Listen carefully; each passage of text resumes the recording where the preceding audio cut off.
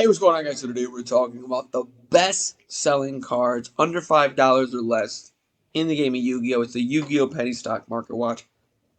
And let's jump right into it.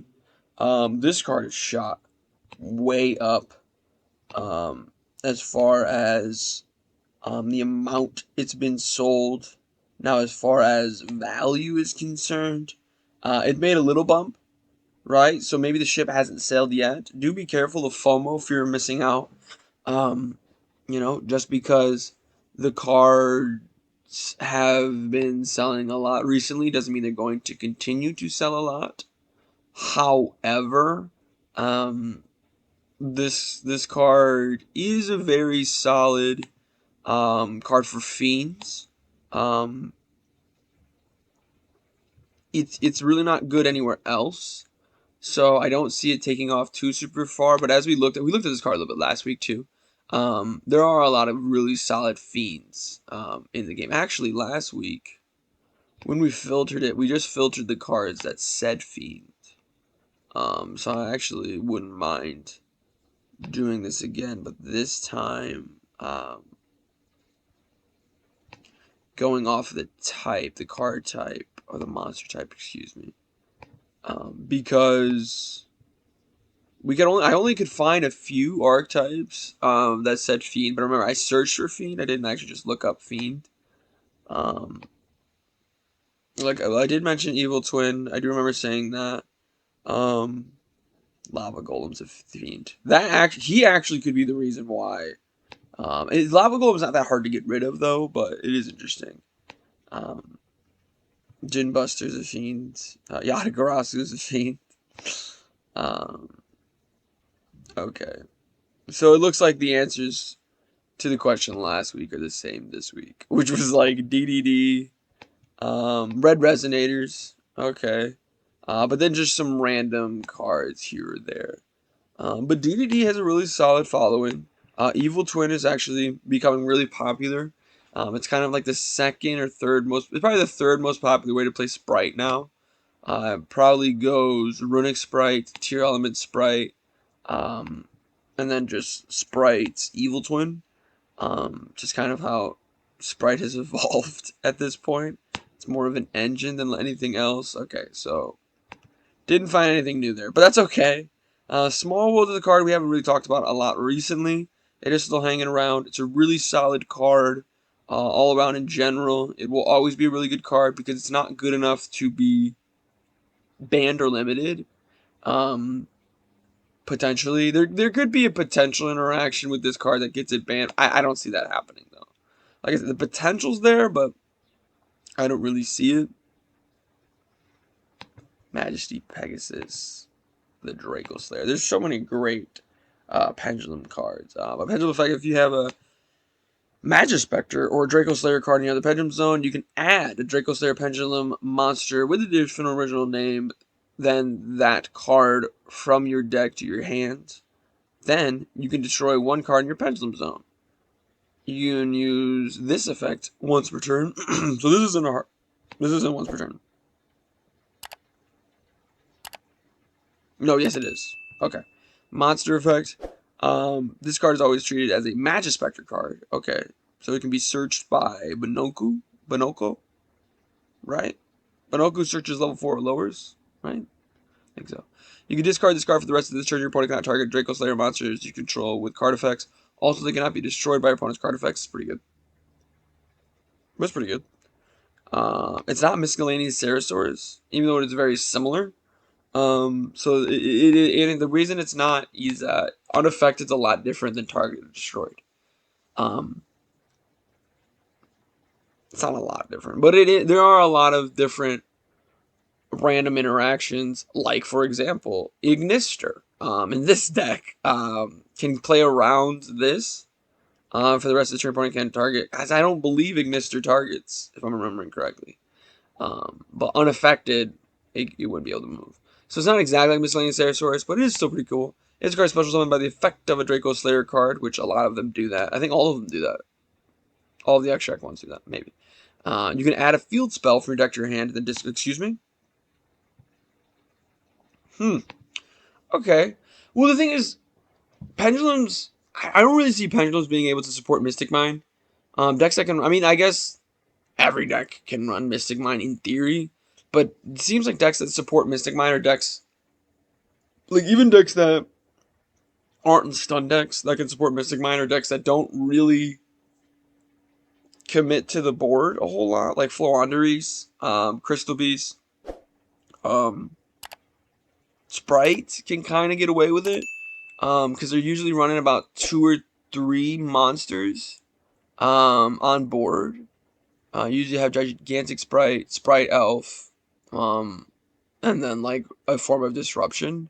If you usually see more from Sprite like IP Masquerena, another form of disruption. But if they're undermined, they can kind of play undermined.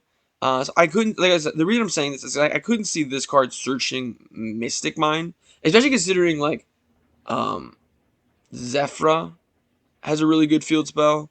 Um, what is it? Sky Iris is actually a pretty solid field spell. So there's some really good field spells other than Mystic Mine that this card can search.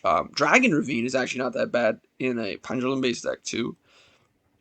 As far as whether or not this is a good card to pick up right now, I mean, I don't think it gets much lower than where it's at right now. I mean, I think this was 248. Yeah, I don't think it's been lower than where it's at right now. It's been at 176 at one point. Right now it's at 177. And when it hit 177, that's why now it's at 215, 219, 220. I think that as a level 4 monster, with a good pendulum effect and a good monster effect, especially Magispectors isn't like a world famous like everybody loves Magispector type archetype, but um, pendulums are. So the idea that you could run a small Magispector package with this card, it's interesting. And now you can start searching field spells. It's interesting. Like there's definitely some cool interactions that this card has, and that's the biggest thing. This card, it's a weird mixture. It's either going to be a card that's going to slowly increase in value and maybe max out like $4 or $5, right? Or there's going to be a card that comes out that interacts with this card so well that this card shoots up to the moon. So this should be a solid bet. But like I always say, always spend your money how you feel, regardless of even if it's in Yu-Gi-Oh or not in Yu-Gi-Oh. Always spend your money how you feel. If me or someone else who's doing a market watch says something about a card, don't just take that 100% run with it. Always go with your gut and how you're feeling. Um, so the question of the day now is, who picked up these cards when they were back here? Because we talked about these cards, I have been meaning to post a deck profile with this deck. I just can't figure out a way to do it. There was a new. I'm trying to remember. They have friends. I'm trying to remember their name. I actually saw the deck too. They have new friends though. But this also runs really well in Earth Machine. It's actually I was playtesting it in Insects. It's not that bad in Insects. Insects are just pretty restrictive. But the main thing too, this deck just got more support. And the thing is not all the cards are fantastic, but when you look at the way these cards function, we're getting effects and special summoning all the time. That's huge, right? And now, a big issue that this deck has. Okay, so we go Earth, Fusion, Synchro Xyz, Link. Okay, 225. So I guess you have this card, which is pretty decent. I'm obviously not going to look at all of them, but honestly I could, because there's really not that many. And like I said, they're probably not going to summon fusion monsters. Despot's interesting. Um, they're probably not going to summon too many synchro monsters, maybe. Um, the big issue right now with the Vernus archetype is that they don't have a really solid Earth extra deck monster to play.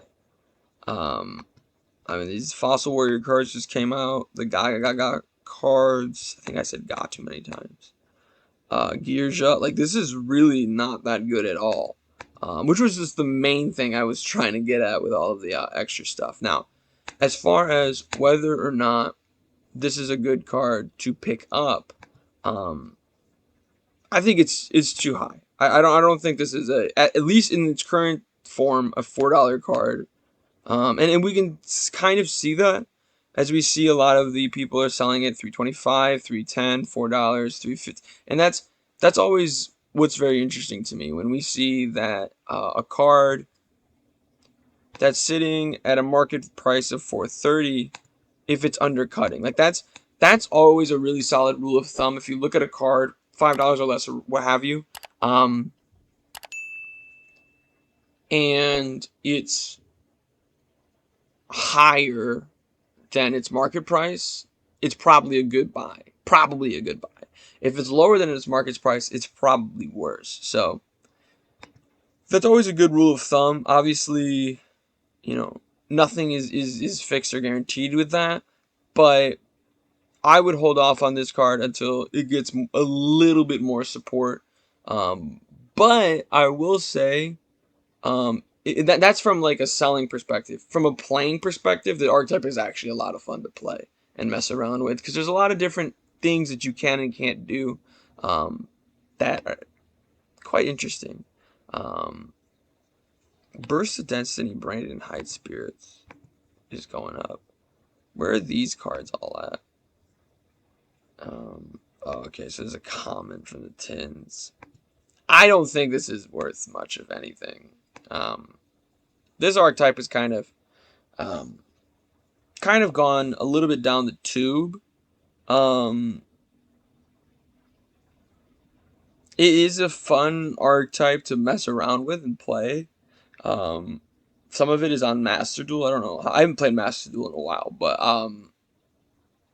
some of it is on Master Duel. It just got completely power crept by tier elements, which is crazy because it's only been around for like 6 months. But I guess this card's been around for a while. Um, it could be a good buy.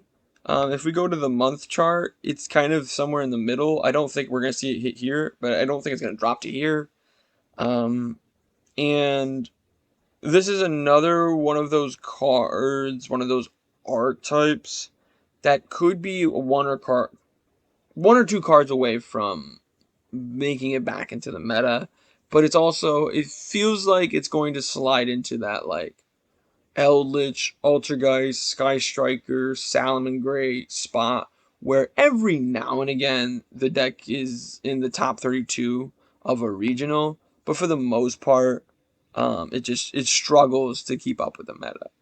Because we do see branded fusions here, branded opening over there, um, and then of course branded in red right there. So it is an interesting archetype. I don't really want to look up the whole thing just quite yet because a big issue as far as the thing that keeps this deck from being budget is that the extra deck monsters are still a little bit pricey.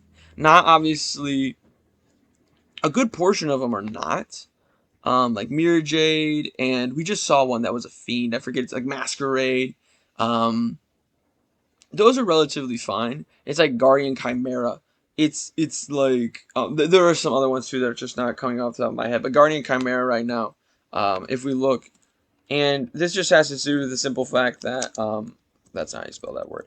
It just has to do with the simple fact that tier elements can kind of get away with running this card. They don't run it as well as branded, but this is a $50 card. You know,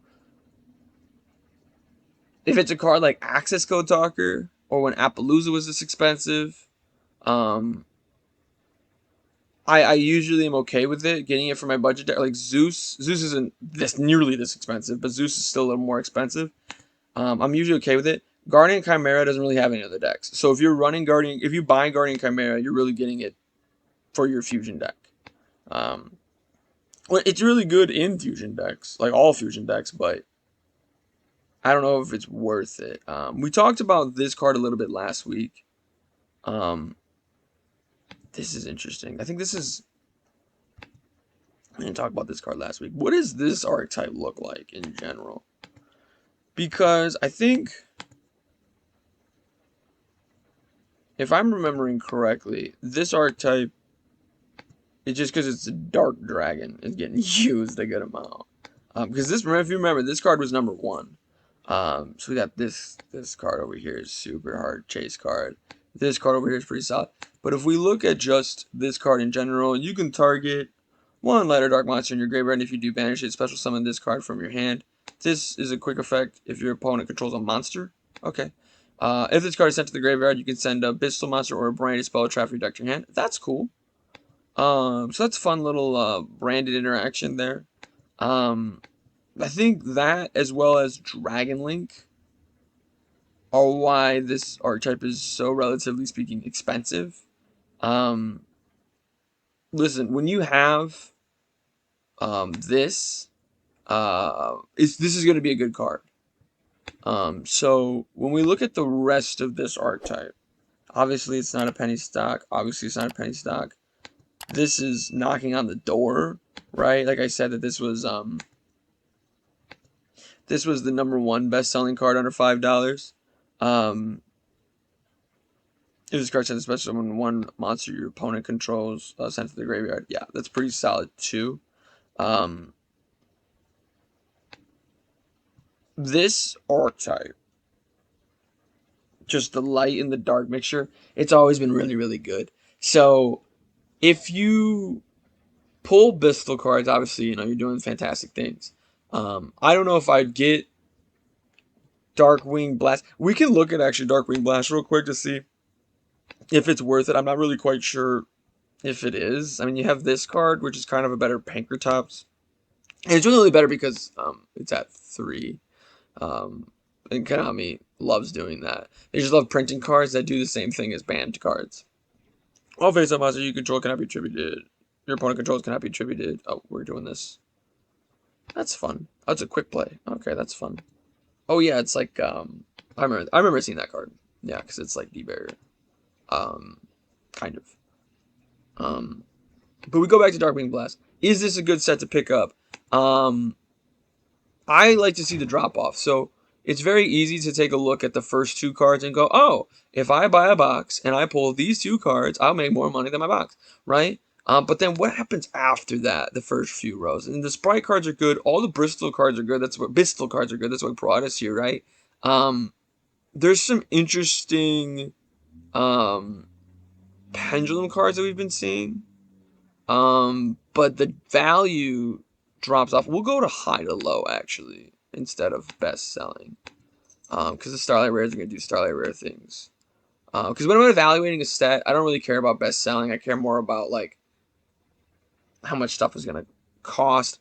How much value am I going to get out of the set? It just doesn't really... This card's okay. This card's pretty good. But it doesn't really look like the value is all the way there. Like, the booster packs right now are being sold for about $270 on TCG Player.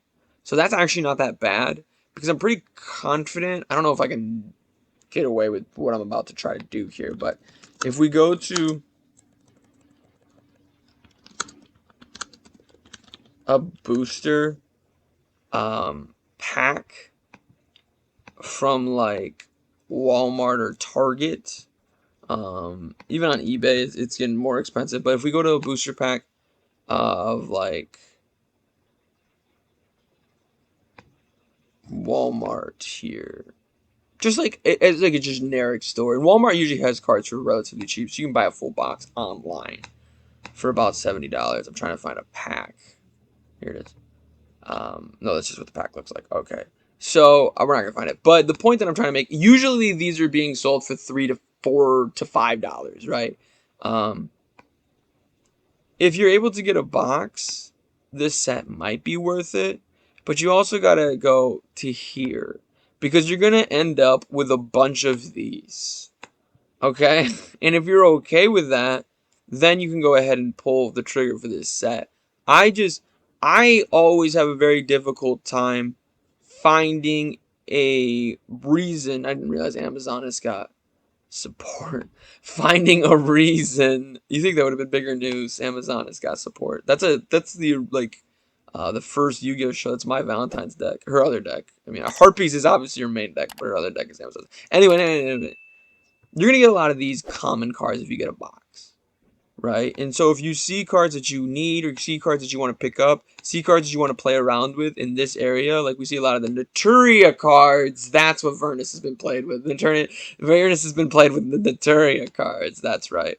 Um, like I myself might pick up a box if I just have a random $70 lying around because I do want to mess around with Vernus a little bit more. Because the pure version of Vernus is getting a little bit better. I have all the gadgets already, but we really just on the second page. The best selling card on the second page is $1. I don't see the potential for making back your money on a box, to be real. And that's the main thing when it comes to buying this that I would hesitate on. Obviously, lottery tickets are lottery tickets if you pull one of these cards, but even these Starlight Rares are really not that high for Starlight Rares. Some Starlight Rares get to $400 to $500. Like these, other than this card, there really aren't a lot of Chase Starlight Rares, and this card's not. Because this card's the least expensive, well, second least expensive Starlight Rare. Obviously, this card's really solid. Um, and the thing is, too, in terms of penny stocks, there's not a lot with this, right? Like there's just not. The Vernus archetype's interesting, the Naturia archetype's interesting. The cards we just got done talking about, because I talked about the Bistal card, obviously that's what brought us here. I talked about the Majesty Pegasus. I talked about Muckracker the last 2 weeks. Those cards are cool. You're not gonna gain your total value out of it though. I usually have a tough time buying the full um, Darkwing Blast type sets. I like sets like the Megatons, um, or like just like the premium gold sets, or the gold rarity sets. I like cards I like sets like that. Structure decks, obviously, I've been really high on that, but full sets like that. Usually, what ends up happening is you get some cases you'll get like a $10 to $20 chase card, and then you'll get like 5 cent commons, or you'll get like a few $1 to $2 chase cards, and then a bunch of 5 cent commons. Your best case scenario is you pull like one of the more expensive cards out of the deck, and then a bunch of 5 cent commons, right? So always shop with your own like what you think you need in mind at all times. But let me know what you guys think. What are the best selling cards under $5 that you guys are looking at? Let me know in those comments down below. Make sure you guys click that like button to show your support for the channel. Subscribe for more content. But most importantly of all, have a good day.